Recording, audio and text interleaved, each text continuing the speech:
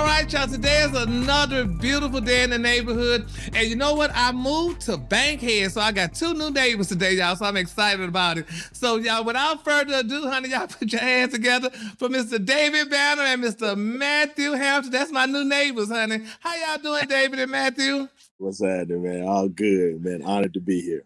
And you know, and I'm glad to have you. And you know what? Great. Good. Glad to be here. Good. And you know what? The good thing about it is, though, David, I'm glad you're sitting on the porch, and everybody needs to see that, Bankhead is a beautiful place, honey. You can come live there. I mean, it's being regentrified or gentrified. And it's a good place. So, honey, we just go ahead on. And if somebody drive by, honey, and don't like it, honey, just, hey, do what you need to damn do. But anyways, so I'm gonna start off with you, David. So, David, what's been going on? I hadn't seen you since that last event, and then you used to come by and visit us at the radio station, honey. You know, we love David Banner. I mean, he got good music out there, and I still think I like that song, "Like a Pimp," because one day I'm gonna be one. Well, the thing is, geez, this has honestly been the best year of my life. Really? Yeah, man. As a businessman, I am doing very well and doing business at a very high level. And quietly positioning myself, bro. We have movies on the way, cartoons. I got a book that I'm working on right now. A new album called The God Box 2. We've been producing shows, and just it's really growing into a true multimedia company. A lot of people don't know, bro. But my company has been scoring, advising Fortune 500 companies all over the world. And Yeah. I've been doing it for like 10 years, but had to keep it quiet, because politically, I am very opinionated when it comes to our people. And for a long time, I didn't want to let people know where my money was coming from, so they wouldn't know how to stop it. But now, I'm in full control, and just to be honest with you, man, I'm better than I ever been. What people don't know is it's a lot more work. People think, when you truly become a boss and you sign in a check, I have to watch over accounting. I stay in the bank, three, four Yes. times a week, and payroll every month, and negotiating, and still trying to keep my body up. It's a lot, bro, but I'm better than I ever been. And you know what, David? And that's funny because all that what you're saying is, I mean, it's true because for to say you were a rapper, but then you turned businessman, and like you said, you kept everything quiet because I'm like, when I saw you recently, I'm like, I hadn't seen David in a while, and you're just always been such a nice guy. You always have a smile, and I mean, we knew you were doing something slick, as they would say, because you like you said, we was wondering where you was getting your money from because we haven't been here. We hear your songs on the radio and stuff, but we hadn't heard David collaborate with nobody lately or anything like that. So I was wondering, like, well, where the hell? I mean, I know he's the Hawk, but I mean, what's going on with David? And now you're telling us, and I'm glad to know that, and that's good that you're doing all these things, doing movies and cartoons and all that other good stuff. Because I mean, they say you have to have 5 strands of income or something like that. You gotta, keep it doing, and you definitely have been doing that. Yeah. Well, one of the things that I wanted to tell you, and one of the reasons why because I don't do, if you notice, I haven't been doing many interviews lately. No. But one of the reasons why I really wanted to do this, bro, is because in some of my hardest times, you being affiliated with Ricky and Head Crack and all of them, like, in some of my hardest times, you guys were the people who stood up for me, because you know how quick, no matter how much you love on our people, no matter how much you stand for our people, we have a tendency to follow where white media goes. Yeah. So if white media is attacking us, a lot of times our people stand back and watch it like it's a lynching. And in one of my heart, when I got into it with them cops in DC, y'all show really stood for me, man. And the thing that people didn't understand is I still had to go to court. Yeah. So I couldn't say anything until 3 months after it happened. And by the time I could tell my side of the story, people had already ran my name up through there. Yeah. And I just wanted to tell you all, man, that, I consider, like, all of y'all like family, man. Just for always looking. Because I never forget, Ricky said, if David Banner got into it with a nun, I'm going, until I hear from David, I'm gonna take David's side of the story because of the type of man that he is, man. And to hear you all stand for me when we all know that drama, most of our people, we don't want the truth.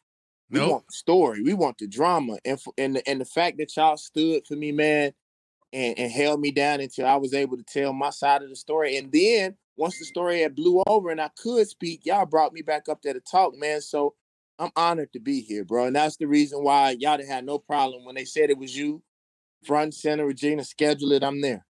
Yeah, and I'm glad you did that too, because honey, that really makes my heart feel good that you remember and you can, because yes, you are a busy person and you are, a name that you'll be like, I ain't got time to do no damn podcast with Gary with the T, to hell with that. But I'm glad you did decide to do it, and it really makes me feel good. So we're gonna keep you coming around when we have to. We're gonna keep you out of those trees now, because you remember when you came down to Fort Worth, honey, and visited and stuff, honey, we just love David Banner climbing a tree. That's a whole big story. David could climb a tree. Well, what's funny is I just did Afro Punk in Atlanta, and it jumped my ass off of the stage into the crowd and ripped my Achilles. Now, David, you gotta remember, you're not no youngster, honey. You can't be doing all that damn hopping and jumping, honey. You can't do all that. Yeah, man. You gotta calm down, honey, and let somebody, whatever they call it, pass you around in the crowd. You gotta let them pass you around. You can't be jumping up in the crowd carrying on like that. Well, what happened, G, is that man, I was looking out at the crowd and I was just looking, like, in the South, bro. Like, we've always been passionate, whether it's church, whether it's the grocery store, whether it's a concert, football game.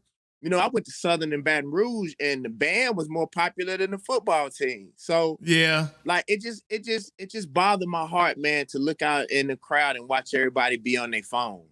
Yeah. And I was like, I'm about to get their ass off that phone. And I jumped out in the crowd. Them folks went crazy. Now I'm suffering a month later, right? See there? Jumping around. But like, G, one thing I say, man, I don't care how old I am, how young I am or whatever, man.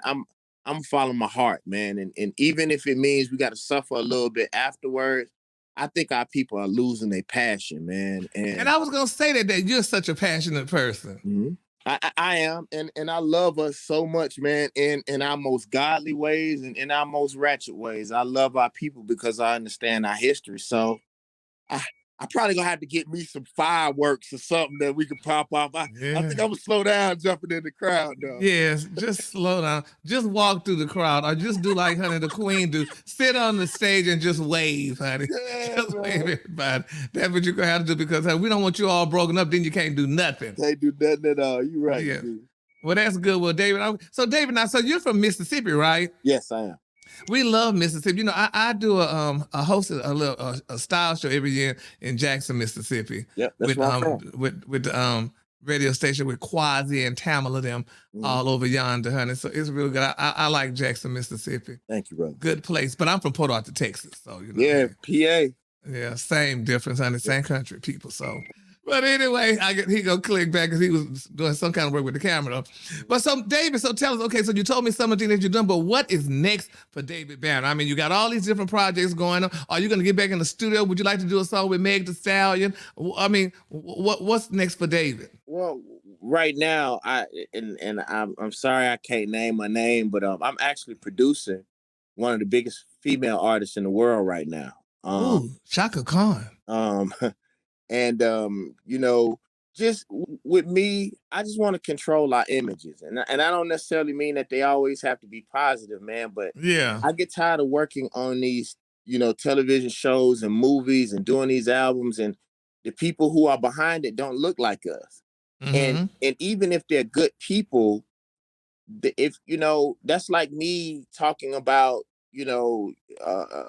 women's rights with their bodies. Like, I'm not a woman. So I don't know. I can empathize, but even within my empathy, there's a certain level of ignorance. And I think that's what's happened in the Black culture. So like what our company has been focused on is that, we writing our own stories, we controlling our music. I don't have a problem with sitting down and doing business with other people, but when it comes to our stories, I just want to make sure that that somebody that looks like us is controlling it. So, that's what I'm really in, G. Just writing our stories, making sure that our stories get out and people understand who we are. There we go, Matt. Matt's back. Matthew, is that you? Sorry about that. I had a few technical difficulties. Please stand by. But anyway, so Matthew, okay, I want to bring you on. So now I don't know if you met David Banner. David, this is Matthew. Matthew, this is David. What up, man? Man, it goes with no introduction. David is, I'm like a total fan. I grew up in the South. He's a Southern guy that influenced the culture. He talked about economics, man. I'm just excited to be here with David Banner. And with you too, Gary. Don't get it twisted. I'm going to say, I'm going to click you off. Man, I remember David Banner when you did for Little Rock, Arkansas, a copy of the Dirty magazine for Fred Nash, probably about 15 years ago. Yeah. But man, you're one of our idols in the South. Us young folks that were down there hustling and trying to get it and be entrepreneurs. You're one of the people that we've always looked up to as another Southern guy. So I want to give props to you and Gary. Thank you so much for having us on, because we're truly out here in Stonecrest, Georgia, one of your neighbors, trying to make history and bringing together over 300 Black businesses right here at the New Black Wall Street Market. So tell us about that, Matthew. Tell us about the New Black Wall Street, because I heard a lot about it. So I want you. That's why we brought you on, because I want Matthew to tell us about it and how can you be reached, and how can we get to this Black Wall Street? Well, the New Black Wall Street Market is a body of work. It's ultimately a new marketplace for Black folks. So if you're in the city of Atlanta, you think about Ponce City Market, you think about Krog Street Market, those great markets that have great food, great culture. Just think about that same thing on the east side, but it's 100% Black folks that own the businesses. And so, one of the things that our founder has been on his mission to increase the size and number of Black businesses. He's one of the successful African Americans that got to that level of becoming a multi-millionaire. And so for the last 20 years, he's been investing in creating more Black millionaires. And we've created a market out of a super target that we've broken down into spaces for African American businesses to come and do business. So we're excited. The whole country has been wanting to hear more about this project, but we're right here in Atlanta, and we are creating the culture for entrepreneurs right here in the Atlanta metro area. So this is an exciting time. That's beautiful. So, okay, so now is this going to be a place is it a facility that's going to be open every day, or is it going to be just something that's open periodically, or, how's that work? Yeah, right now we are doing this weekend our Harvest Festival, October 30th and 31st. We're going to have another pop-up event this weekend. And then throughout the month of November, Gary, we're going to be doing pop-ups on the weekends. And then after November, we will be open every day. And I'm going to release this here because we feel like this is going to take the country by storm, Gary. We're going to have the blackest Black Friday that the country has ever seen, and take over 100 Black businesses into the black. So it's like blackity, blackity, black, this Black Friday here at the Black Wall Street. And so, David, you got to come, man. We got to do, we need you. We need the culture. We need the community. We want to have Black folks rushing in here to spend money with Black folks right here at the New Black Wall Street Market. That's dope. Oh, because, baby, it's going to be blackity, black. All right. That's cute. And you know what? I need you out here to help us make it blacker. And you know what's so funny about it, which is good to know, because there's a sustainable jewelry out. There's some sustainable jewelry out that's out there, and it's called Ana Luisa. That's AnaLuisa.com. Now, it's a great brand, y'all, and it's making beautiful sustainable jewelry. Now, remember, y'all, Ana Luisa, honey, she offsets all their carbon emissions, honey, to make them carbon neutral, which is better, honey, for the environment. Now, recall this, honey. Now, the prices start at $39 and a new piece every Friday. Every Friday, honey, you can get a new piece of Miss Ana Luisa. So, honey, this is cute, baby. So, honey, when you go to church, honey, and the group is saying, girl, Mabel, when you got that jewelry? Say, girl, I got that from Miss Ana Luisa, baby, honey. If you don't know about her, girl, she puts a new piece out every Friday. So, girl, I get my new piece every Friday, child, and that's Miss Ana Luisa. So, remember, y'all, honey, it is shop.AnaLuisa. That's shop.analuisa.com/Gary's Tea, honey. That's shop.ANALUISA.com. That's slash Gary's Tea, honey. And remember, put in my promo code, Gary's Tea. That's shop.AnaLuisa, ANALUISA.com / honey, Gary's Tea. and you get a nice little 10% off, y'all. Yes, there's 10% off, so you can treat you and yourself and your loved ones and use my code Gary's Tea, y'all. And honey, it's got some good jewelry, honey. And you know what? And we all like good jewelry, y'all. You know, I mean, I love good jewelry. I know, David, you like good jewelry. Matthew like good jewelry. Everybody like good jewelry. And you can get it for your loved ones. And like I said, honey, you just put in the code Gary's Tea and you could get you some wonderful, fabulous jewelry from Anna Luisa. See how I did that, David? That's how that's done. So anyways, let's move. Let's go on to some more stuff. So, okay, so David, now you got all this stuff. You're doing some producing. You're to bring in these new people and stuff and what have you and stuff. So, David, I want to know, and people probably want to know, how long you been in the business? Because, I mean, you're a young man and stuff, and I know they starting, you know, people start off early and young, you know, in their careers and stuff, what have you. But, I mean, how long have you been doing this, and how long do you want to do it? Do you want to just maybe fade out of the rapping and whatever and just going into, you know, being a businessman? How did that work? Well, I've been professionally doing it well over 20 years. 20? Yeah, man. It's been a while, man. Time goes fast, bro. What I've learned, man, is Black people are the only people who put time limits on things, and a lot of times people try to guilt you into quitting something that you love. Yeah. But I went and saw the Rolling Stones, bro, and looked like they were gonna pass out and fall into the grave. And they Thank you. You know, and it should be, as long as you are still viable and dope and vibrant and creative, I think you should be able to do, you know, your music until you die. You know, you should. And Gary, to be honest with you, I'm better than I've ever been. And people was like, man, how you get this good? Because I read and I practice and I work on my tab. I work on my craft. My therapist told me, he said that you know, I've always been one of the artists that says exactly what I want to say. Yeah. And he told me, he said, you know, when you stepped away from rapping, you took your diary away. You know, for you to be able to talk about politics, for you to be able to talk about the state of your people, for you to talk about some of these beautiful women that I've encountered over my lifetime. And then the other thing, man, is if we take our elders out of the music game, then who do the children follow? Thank you. Who do they go to? You know, we need a full body of work and a full body of people in whatever we do, whether it's business, whether it's music, whether it's spirituality, and for only one type of person in any genre of entertainment or business to be viable, then you're crippling the ability for that business or that type of music to grow. Yes. So I'm gonna do music until I'm not good at it anymore. And David, I mean, I am so glad you said it. Now, I want to say something, but I don't want nobody to take it wrong, because you know how we are. We take stuff wrong. But that's just like in my business, in the radio business. Some people have to retire. They're not ready to retire, especially in the African American community. Hell, because once you retire, if this is what you used to do, you die. Hell, in our counterparts business, like you said, they roll them damn out, honey, in a wheelchair until they get tired. But like what you said, with us, we like, oh, he's too damn old to be sitting there doing that. They need to go ahead and pass the torch. Well, like you said, if they pass the damn torch, I wouldn't be able to see Shaka Khan and Freddie Jackson the other doggone day, because they would have been saying they too old and stuff. But honey, these people are still good at it. This is what you do. You should do it until the damn day you die and stuff, but not with us. They want you to cut it tomorrow. Oh, he's 21. Nah, he's too old.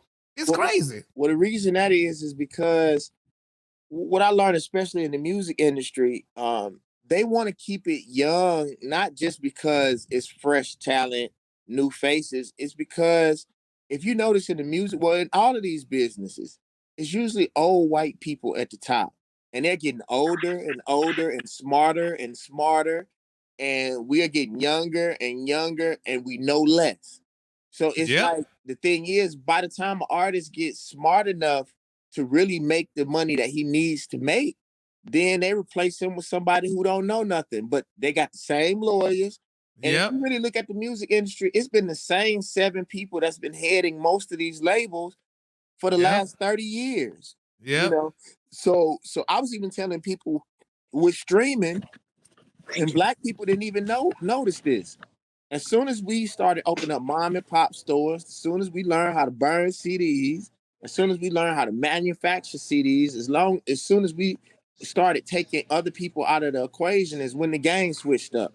And they did That's the right. same thing, especially in Atlanta with the real estate market. As soon as black people got in real estate and started making millions and millions of dollars, they switched up the way that you're able to get your licenses, the way that it was set up. They switched the game up. And we are so into fads and we want to be on the next wave that we don't realize that most of the things that they have us do, it inhibits our opportunities to own our own businesses. So, David, tell me this. I mean, you have a wealth of knowledge. Why you don't teach? And why don't you hold classes and stuff to tell it? Because all what you said is so true. And I know this because I live in this world like that too. And I know this how it is. That's one of the reasons why, David, I don't tell nobody my damn age. How old are you, Gary? How old I look? You look 30. No, girl, I'm 35.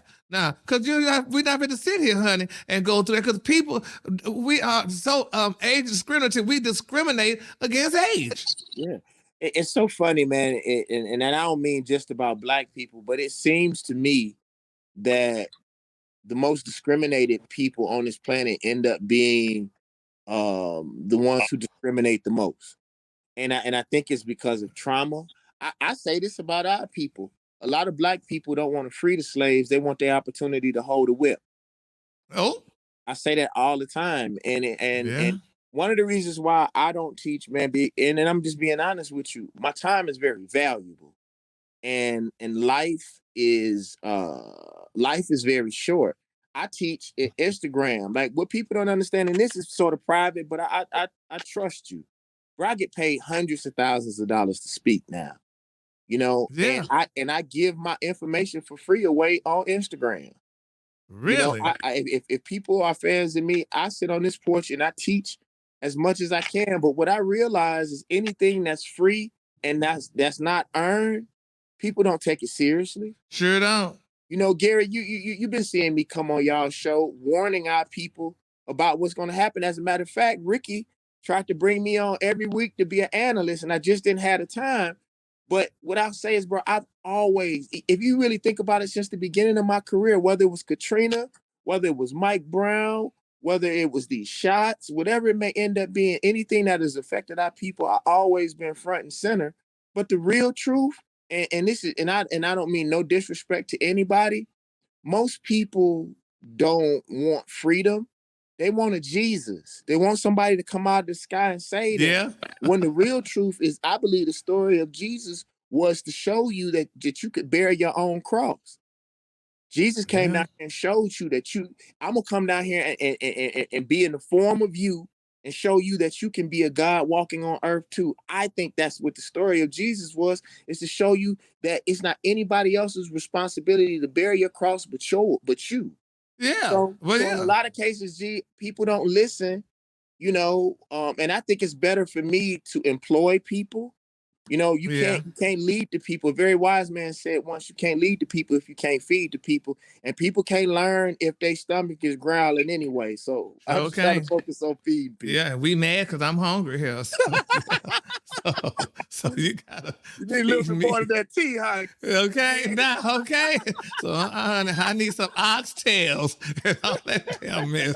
But yeah, but that is so true. I mean, but David, I mean, I hated that you just don't want to do it, because I mean, you could help a lot of people, and I mean, you should have, you know, something where you could help a lot of people with all the stuff with your knowledge and whatever, especially with your new younger colleagues that's coming along. These younger rappers, honey, I mean, they're making all this money. I look at some, I'm like, God, they made more money than my dad could have ever made in his life, and they don't do nothing but shit up the money and do craziness with it and stuff. They need somebody like you to help them, and teach them, let them know, no, just put it in Black Wall Street.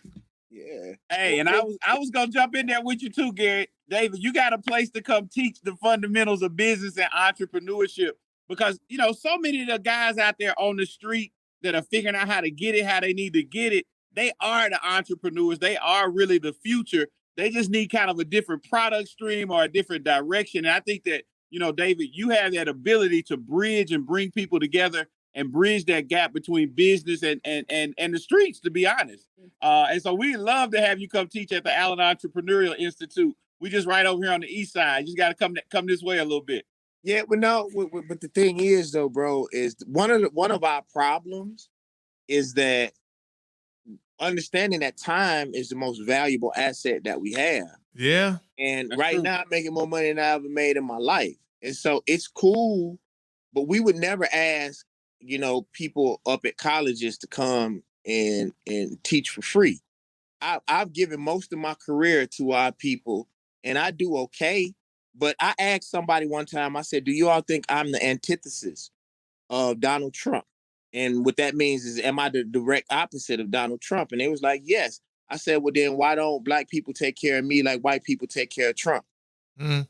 There's no reason why the people who fight for our people are not filthy rich. I had an idea where if every black person in America gave Malcolm and Martin's family 50 cents a piece, that their families would never have to worry about nothing for the rest of their life. It doesn't take a big investment, but the real truth is we go and spend our money at, you know, these big institutions and give them hundreds and hundreds of thousands of dollars. And then if I charge $1,000 for a class, but I'm telling you, I can show you that I can help you make money. You mean to tell me that if you know something that's going to help you and you can see what I do with myself, that you're not willing to invest in your own self the way that you will invest in Louis Vuitton and Gucci and all of these white folks? So with me, people have to show me that they are willing, because I've shown what I'm willing to give for my people, my time. You know, if you remember when Play came out, I didn't even sell my record. I talked about Katrina. I got out in the waters. I got out there and helped them people. And then when all that was over, I was broke. And people left me. And so what I'm saying is that it's a cool concept and it feels good, but you all shouldn't want me to be somewhere where I am not using my ability to the best of its ability. Now, when I become a multi-millionaire or a billionaire, then I will have the time and the space, but I have employees. I have to be making moves. Like you building right now. One thing that I realize is that payroll coming regardless of whether we're yielding money or not. So what I will say, what people can do is start off by going to davidbanner.com and buy something. I got a pair of Patrick Ewins that just came out Friday that you can go to Ewins. Matter of fact, you can just go to davidbanner.com and click the link. But really and truly, man, if you think about it, Gary, the people who are really down for us, we don't take care of them. We support the people who treat us like white people treat us. The people who don't show up on time. The people who don't sign the autographs. The people who don't, you know, when it's time to speak for our people. If a black person step on their shoe, you know, they'll beat them across the head. Yeah, but if something is going on with our community, they big and tough when it comes to whooping on other black people, but they don't stand for nothing when it comes to our community. So we have to do better with taking care of the people. You shouldn't want a person to come and you not offer anything. You know, That's especially right. when they have dedicated their lives to becoming smarter. There's a great entrepreneur. His name is Derek Grace. He said something one time that was so powerful. He said, yeah, David Banner does good for himself, but he said, imagine what David Banner could do for the black community if he was a billionaire and all he had to do was think. If all he had to do is invest his money, then I could go and teach and I could build a school. I could give, not only just talk about giving my time, but I can go over to Black Wall Street and build a building. You know what I'm saying? But the thing is, the real truth, Gary, is that we most black people say that they're proud of being black. They're not proud of being black. They just deal with it. Yeah, and the thing is though too, David, I'm sorry, sister, you talking about it, I'm gonna say this, and we don't support one another, damn it. That's why people ask me all the time. I shouldn't say that, but anyway, people come to me. But Gary, that's the main reason why I told you when they said it was your show, dude. Y'all have sold into my life. And I was honored to be here for you, man, and stop what I was doing, because we keep saying that we got each other. But I even told Killer Mike and T.I. this. I say, bro, people don't know how tight we are behind doors. We're gonna have to start supporting each other outwardly so these kids can see how much we love each other. We're gonna have to do it outwardly, because like we said before, a lot of these kids just don't. Nobody's ever given to them. They've never given to nobody, so they don't actually know how to give. Exactly. So tell me this, David, honestly. So are you upset or are you angry, playing on words, with the community? No, because there's a historical reason why. like we talk, which is actually not true. If you look at the statistics, there are a lot of statistics that show that the black man is actually more active in the black family than any other race of people. But let's even say if that was the case, we don't talk about chattel slavery and the way that our families were broken apart for 3 generations. We haven't even been out of slavery the amount of time that we were there, and none of us, for the most part, have had family. Well, not none of us, but a large a group of us have never had therapy at all. Have never really talked about why we spend the way that we spend. The real truth, and I ask this when I lecture.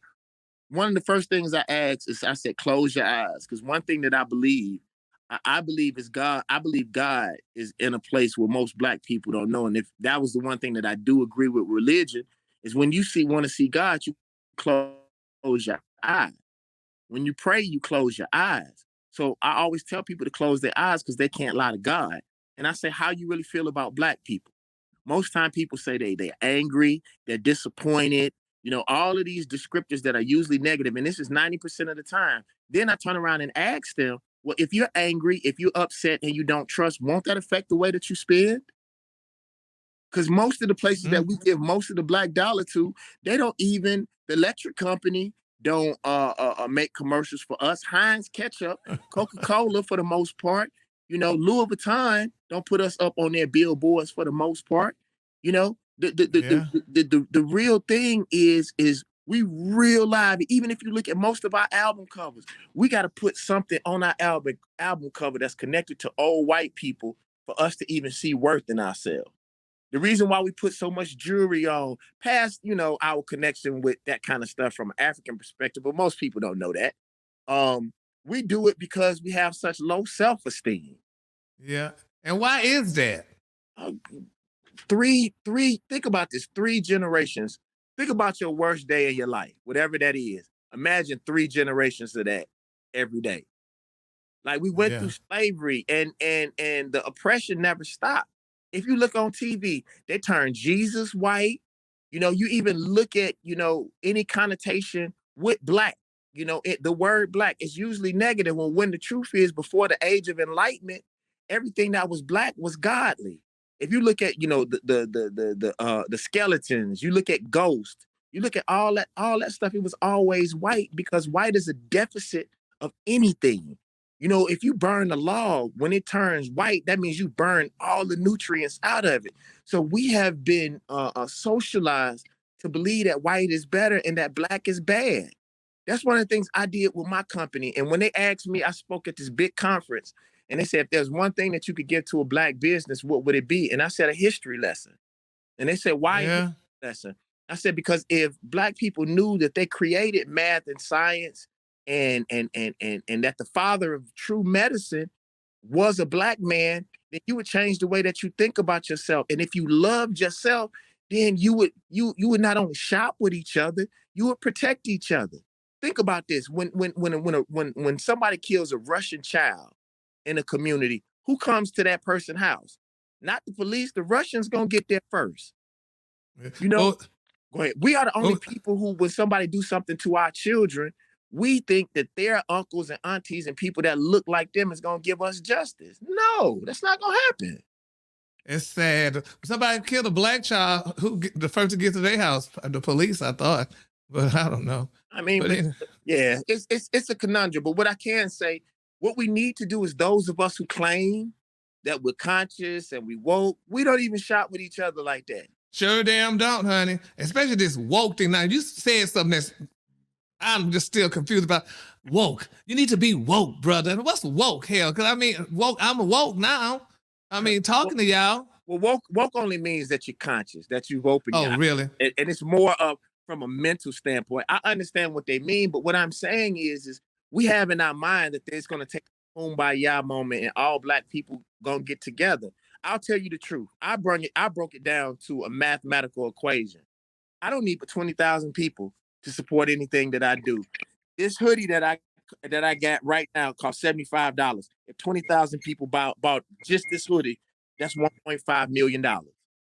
Yeah. So is that on your website and stuff, David? Yeah, not that's cute. One, but stuff like this. Yeah, we got it on davidbanner.com. But I don't want to breeze past that, G. It don't take 1 million people. All we need is to create a virtual community of 20,000 people who are willing to spend in one place. You know, if Yeah. you had 20,000 people who constantly went and shopped, you know, at what they were building down there with the Black Wall Street, Yeah. you would need nobody else. But the sad thing about that too, if you get those 20,000 people, you know, everybody, girl, can I get a discount? Does a discount, is that included? Well, no, the real truth is those of us, that's why I say it has to be those who are conscious and, like you said, that are woke. I'll tell you this. I don't know if y'all know Scotty ATL. Scotty ATL is a really good friend of mine. He owns the grill shop, right? When I first, you know, I mentored him, me and him are real cool. He does my grills and stuff. The very first time I bought something from him, he was so shocked because I told him I wanted to pay full price. And he was like, Yeah. "No, man, you my guy, don't trip, man." Like, no. I was like, "Bro, it's part of my responsibility because I understand how much." This is one thing a lot of people who are not in business don't understand. When you are a smaller business, you're getting less, so you're not able to buy in a bigger bulk. You're usually paying premium prices where you are because you didn't buy it and that you're rent. Like, just the stuff that just my overhead, general shipping. Like, people don't understand shipping. Like, even for the products to get here, it costs so much just to be in business. I would never, if I know you, I'm gonna try to pay extra. And let me tell you something for your fans. What people also don't understand, gee, if I spend my money with you, at least I know you. I might come and ask you for $4, $5 in 2 years. Or when Exactly. you see me, you can buy me a drink, or you know what I'm saying? We don't even Something, because I remember that you shopped with me. right.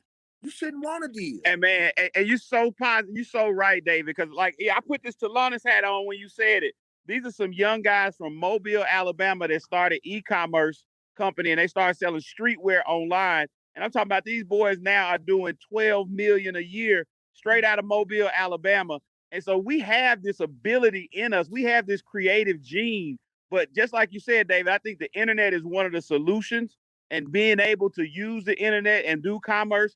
And then also, too, that's why we created the market. We need to do exactly what your playbook is, David, and make sure that we get 20,000 folks buying from Black folks, because we've created an epicenter here in a real building where you can touch it. You can know this is not some scam. This is not multi-level marketing, but this is real Black business happening. And so, that's why I love what you're doing. And I love what you're saying about your brand. And I want to make sure we carry that brand and help you get that 20,000, get that 1.5 million, bro. Thank you, brother. And and I want to go back to this before we end. That's why I'm saying, David, that's why you need to talk to people. People don't know that your cousins don't know about shipping and all that. They think maybe they walked it to your damn house. They don't know how they have to come on these barges that's stuck up in the doggone ocean now, can't get to y'all to deliver the stuff. You have to share that, which you share it on your social media. And I'm not saying you got to go to different places to do it, but you got to put it out there because you got all this knowledge and wealth. And you have to let people know that, because people do not know this, or if they do know it, they forgot about it. You got to recollect their memories on it. So